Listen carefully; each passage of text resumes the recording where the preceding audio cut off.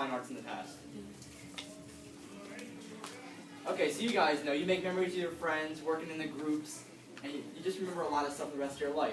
One of the funniest memories I'll ever have was 3 years ago. It was my first year in fine arts, and my church's children's lesson was Morky, about a guy from space. And it's a Saturday before the competition, and we're at church and we're building all of the sets. And Buddy Mike and I are assigned to build the spaceship and the space background for Morky. So we get the stuff, we go to the back of the church outside, and we put the stuff down. We had to paint a board black, put stars, and then a white rocket ship. And Mike and I look at each other, we're like, all right, well, who's going to paint this? And I look at him and I go, I'm not painting this. Like, I am horrible at art. Drawing, painting, chalk, any of that stuff. I can't do. If you tell Helen Keller to paint a butterfly, if you tell Stevie Wonder to paint a butterfly, and you tell me to paint a butterfly, I have the third best looking butterfly.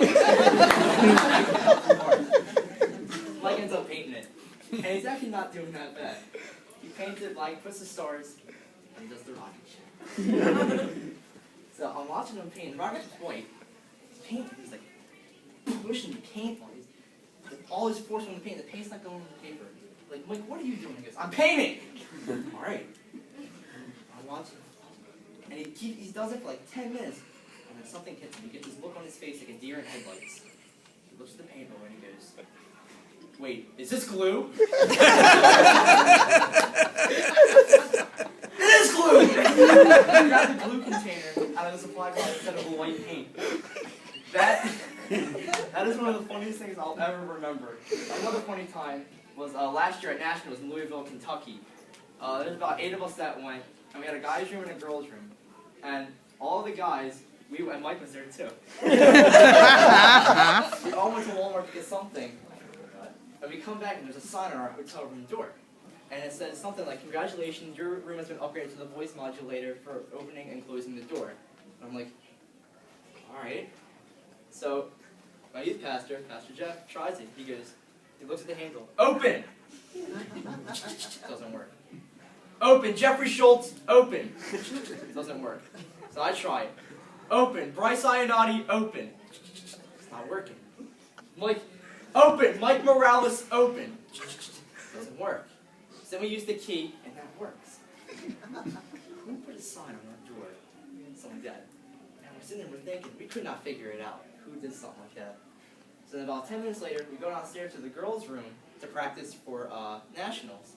And we walk in, and my friend Jess, she's like standing there when we walk in. And she looks at us and goes, did you see the sign on your door? The sign on the door. We look like idiots. I'm sure Best Western has it on camera. At the time, I thought it was the dumbest thing ever. I was already stressed enough from Nationals, but I look back on it now. It is pretty funny. I like funny stuff. I'm a funny guy. I like funny movies, funny TV shows. I love reading funny news articles. Not fake news, not CNN.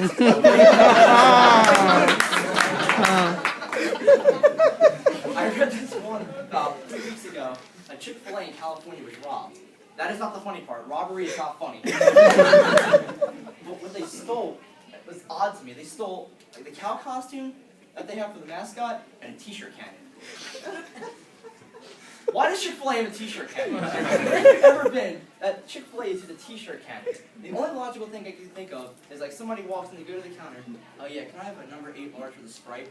And the cashier's like, oh okay, that comes to $8.65. Oh, by the way, you win the grand prize. Oh, grand prize. BAM! The t-shirt was flying at him. Knocks them over. Got a big Chick-fil-A logo on the shirt. Moving right at it. Like, oh my god. And the Chick-fil-A employee walks over, says what every Chick-fil-A employee says. My pleasure.